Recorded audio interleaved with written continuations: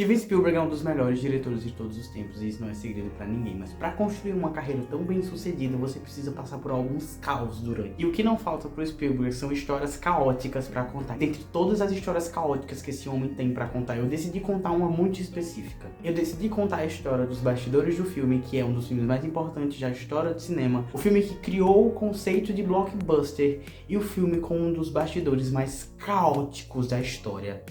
Tubarão. Mas antes, se inscreve no canal, deixa o like se você gosta dessas fofoquinhas de Hollywood, mas também de refletir sobre cinema no geral. Se inscreve no canal que aqui a gente tem vídeo sobre cinema, cinema LGBT, cinema no geral pra você que ama cinema. E eu precisava muito falar, se inscreve no canal porque é meio necessário e eu quero que isso aqui se torne um microfone em algum momento. Então se inscreve, por favor, e vamos pro vídeo. Dando uma leve introdução pra você sobre quem é Spielberg, e se você não sabe, você é muito esquisito, mas eu vou dar a introdução mesmo assim. O Spielberg é um diretor americano que começou a carreira dirigindo programas pra TV. Ele dirigia programas, quadros, um monte de coisa pra TV. Uma das coisas que ele dirigiu pra TV foi um filme chamado Encurralado, um filme vibes suspense sobre um carro perseguindo um cara. O Spielberg era basicamente um jovem diretor dirigindo pra televisão numa época de crise nas bilheterias, quando Hollywood começou a perceber que uma solução para as bilheterias seria dar mais liberdade para os diretores, criando filmes de autor e dando a eles mais controles nas produções, o que gerou filmes como O Poderoso Chefão, Taxi Driver e diversos outros filmes do Coppola, do George Lucas, do Scorsese, enfim, vocês entenderam o que eu quis dizer. Em um certo momento, o Spielberg se deparou com um manuscrito de um livro chamado Tubarão. Sim, o manuscrito. Ele viu o livro numa das produtoras que ele trabalhava antes mesmo do livro ser lançado. Ele pediu pro Peter Bentley para conseguir ler o livro. Peter Bentley é o autor do livro. E ele ficou encantado. E ele botou na cabeça dele que aquele era um possível filme que ele estava destinado a dirigir. Ele fala no livro Spielberg, Os Primeiros 10 Anos, que na cabeça jovem dele, aquele livro era um sinal. Porque tanto Tubarão quanto o primeiro filme dele, em inglês, tinham 4 letras. Então ele estava destinado a dirigir aquele filme. Ele se ofereceu para dirigir o filme, mas os produtores falaram que ele já tinha uma reunião com um possível diretor pro filme. O Peter também falou isso. E aí ele desanimou, ficou meio triste e tal. Mas aí a reunião aconteceu. E durante a reunião, o diretor em questão ficava chamando o Tubarão de baleia. O Peter não gostou muito e mandou os produtores oferecerem o filme pro Spielberg. E quando eles ofereceram o filme pro Spielberg, o Spielberg olhou pro filme e falou: eu não sei se eu quero dirigir esse filme. Naquela época, era anos 70, você tinha diretores como o Coppola ou o Scorsese, e o Spielberg queria muito entrar nesse rolê de diretores conceituais. E o filme mais famoso que ele tinha no currículo era um filme sobre um cara que estava sendo perseguido por um carro e precisava destruir esse carro. Não era lá a coisa mais conceitual do mundo quando você olha pros seus amigos e eles estão fazendo filmes como Touro Indomável e Taxi Driver. Porém, o filme dele que tava pra sair, saiu e foi um fracasso de bilheteria. E aí ele chegou à conclusão de que pra conseguir ser o diretor indie igual os amiguinhos dele, ele precisava de um sucesso. Aí ele ainda assim aceitou o Tubarão. E lembrem-se, o Spielberg era jovem na época, ele tinha em torno de 27 anos. Então ele era uma pessoa com muitas emoções. E vocês vão ver durante todo esse vídeo que as emoções do Spielberg falavam muito altas em diversos momentos. No geral, o Spielberg fez algumas mudanças no livro, que tinham vários arcos e subplots. E o Spielberg resolveu focar no suspense do Tubarão para fazer os personagens serem mais interessantes. Uma coisa sobre o Spielberg é que ele sempre vai pensar em detalhes que façam a experiência do espectador mais rica, como escolher atores que não fossem tão gigantescos para protagonizar o filme e dar mais um senso de realismo. Para Variety, ele disse até que tentou uns famosinhos, mas com o tempo esses atores menores eram mais interessantes. Mas o processo de escolher os atores do filme não foi a parte caótica da parada. O caos começa quando o Spielberg teve uma brilhante ideia: gravar o filme no Atlântico. E nem foi uma das primeiras ideias caóticas que ele teve. A pré-produção do filme durou 6 meses e um filme do tamanho de Tubarão até poderia fazer sentido. Então era aquela época que você tava vendo os locais que era possível, fazendo visita de set, escolhendo os atores, escolhendo figurino, escolhendo várias coisas, tomando várias decisões. E já nessa época, em 6 meses de pré-produção, o Spielberg olhou pro filme e começou a pensar formas de sair dele.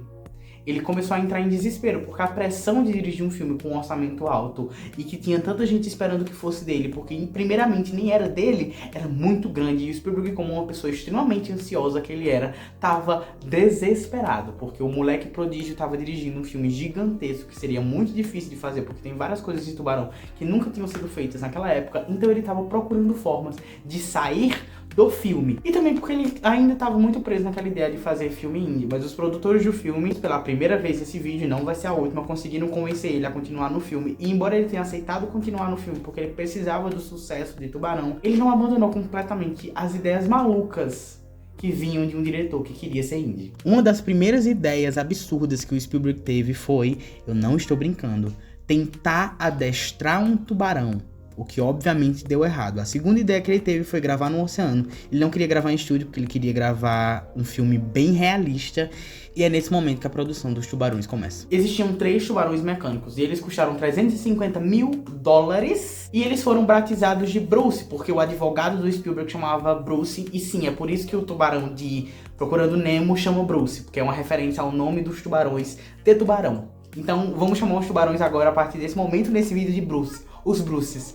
Os Bruces eram uma coisa muito chique. O Spielberg contratou profissionais na biologia dos tubarões para fazer os tubarões do tamanho certo, com os movimentos mais corretos possíveis que um animatronic conseguia naquela época. O Spielberg inclusive levou 2 amigos para verem um dos Bruces que já estava pronto. Ele ainda não estava todo coberto, mas ele estava com a estrutura mecânica já pronta. E um desses amigos era o George Lucas, que olhou pro tubarão e falou que se o Spielberg conseguisse fazer aquilo ali dar certo, do jeito que estavam nos storyboards, ele ia conseguir um sucesso gigantesco. E uma coisa interessante, eles começaram a brincar com os Bruce, né? O Spielberg começou a mexer pra mostrar como era o Bruce, e o George Lucas ficou preso dentro do Bruce. Ele entrou no Bruce, porque homens, e aí ele ficou com a cabeça, o Bruce fechou a boca e o George Lucas ficou preso. E aí pra tentar consertar, tiveram que quebrar umas partes do Bruce pra abrir e tentar tirar o George Lucas de lá. E, inclusive, um dos podcasts que eu usei como fonte pra esse vídeo foi o Kino Clássicos, da Carol Moreira. E a Carol fala que eles não tinham contado essa história pra ninguém. Há pouquíssimos anos eles começaram a falar disso. Ou seja,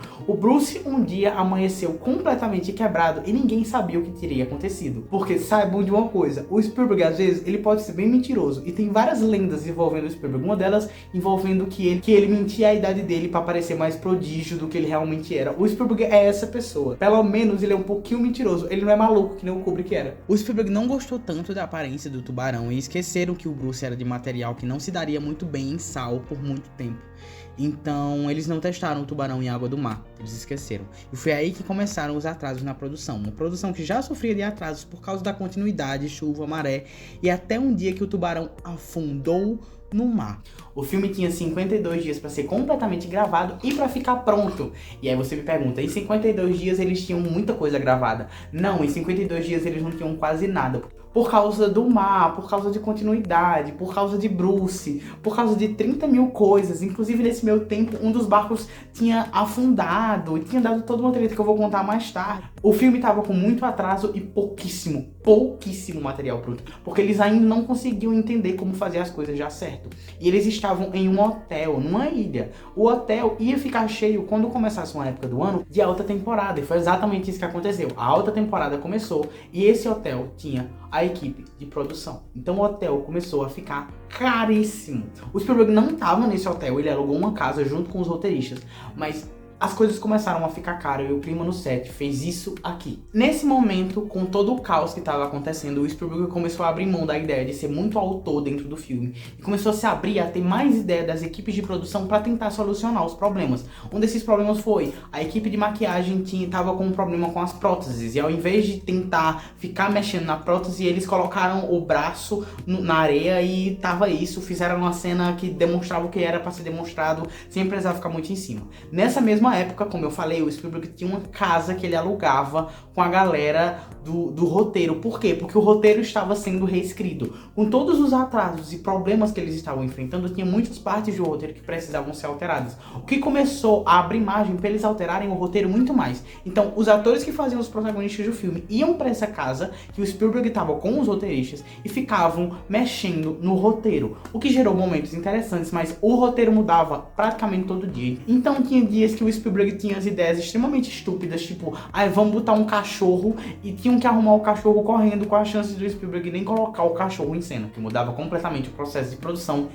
E aí o caos foi aumentando. Um dia o produtor Schoenberg, que era um dos produtores que era mais próximo ao Spielberg, foi um dos responsáveis por fazer o Spielberg construir uma carreira confiando bastante nele, visitou o set e viu o caos que tava. Os produtores acima dele mandaram o Spielberg decidir se continuavam no filme ou não.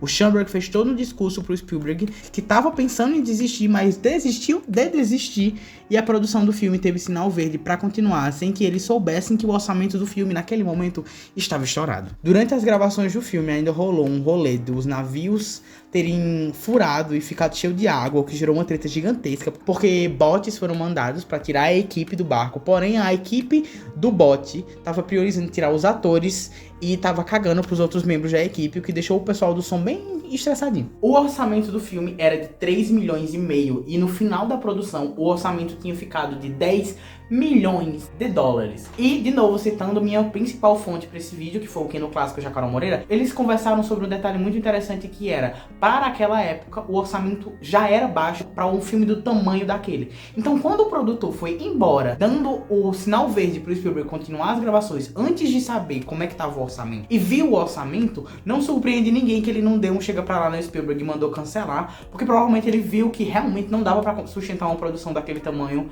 sem mais dinheiro, e o que eram para ser diárias de 52 dias viraram diárias de 159 dias. O Spielberg conta, no dia que eles terminaram as gravações, o Spielberg teve uma das maiores crises de ansiedade da sua vida, e eu imagino que é por causa do alívio de ter terminado as gravações e de se lembrar que ele ainda passaria alguns meses convivendo com aquele filme na pós-produção. E a pós-produção desse filme consegue ser ainda um pouquinho pior que as gravações. O primeiro corte de Tubarão, que é um corte meio longo, normalmente tem tipo 4 horas, que é pra você ver o material completo do filme, que dá pra entrar. Ele foi exibido pra algumas pessoas, ele não teve exibição para o público, ele foi exibido por profissionais, produtores, amigos do Spielberg, e todo mundo falava que o filme era horrível, que as coisas tinham ficado muito esquisitas, que a história não fazia sentido direito, que as cenas não se encaixavam entre si por causa da continuidade da iluminação do céu e do mar e tudo mais, e que o tubarão tinha ficado extremamente falso e feio. E eu quero lembrar a vocês que esse filme foi editado na Moviola. O que é Moviola? Moviola é como eles editavam os filmes antes de os filmes começarem a ser editados no computador. Eles botavam o filme mesmo lá na Moviola e editavam assim. A Moviola tinha um certo nível de avanço na época, parecia um computador, mas não era um computador. Então as coisas ficavam bem complicadas. Então o Spielberg e a montadora do filme chegaram a uma conclusão que o filme precisava não ser mais um filme de ação e sim um filme de suspense. Eles deveriam começar a não mostrar tanto o tubarão e deixar aquele ar de o que a gente não vê assusta mais. E aí eles tomaram a decisão de o Bruce é feio, não vamos mostrar o Bruce. Que nada me tira da cabeça que foi uma decisão por pura aparência, mas que deu muito certo em termos de qualidade de produção. Porque na história ficou muito mais interessante o tubarão não aparecer. Cria um certo suspense e o filme ficou conhecido mais pela trilha sonora do do John Williams. Foi ótimo pra todo mundo, mas não era a intenção. Uma história interessante é que o filme começou a ter suas primeiras exibições pro público e nessa época o Spielberg se dopava. Um dia ele tava lá em uma dessas exibições e ele viu um carinha deixando a sala no meio do filme. Esse cara foi pra fora, vomitou, voltou e continuou vendo o filme. Era uma cena meio nojenta do filme, então ele vomitou por um motivo, mas ele voltou para ver o filme. E se ele voltou, tinha algum sinal. E foi nesse momento que o Spielberg percebeu. Ele conseguiu. Tubarão foi um sucesso gigantesco de bilheteria. O filme foi tão assistido que criou o termo blockbuster, ou arrasa quarteirão, em tradução livre, porque as filas para ver o filme literalmente davam a volta no quarteirão, criando um novo estilo de filme que hoje em dia é basicamente um filme de grande orçamento com grande bilheteria. Um exemplo recente para você entender mais ou menos é Barbie. Para divulgar o filme, a Universal investiu $700 mil para divulgar Tubarão na TV, estratégia de marketing que não era muito usada na época, porque tinha uma rivalidade muito esquisita entre TV e cinema naquela época, por isso eles não se misturavam e só filmes flopados se divulgavam na TV, mas enfim, nem preciso explicar como Tubarão mudou esse rolê.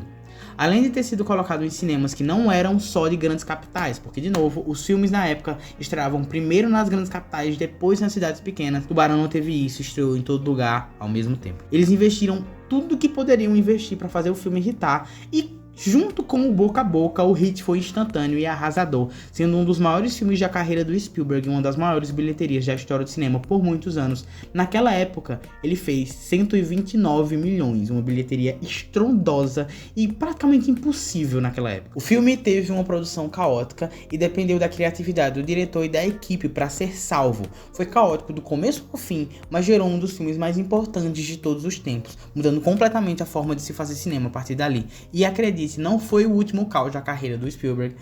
O homem fez A Lista de Schindler e Jurassic Park ao mesmo tempo.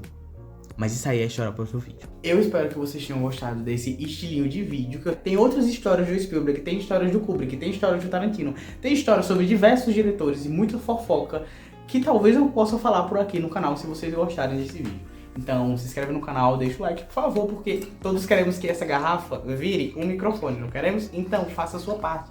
Se inscreva e deixa o like. E comenta, né?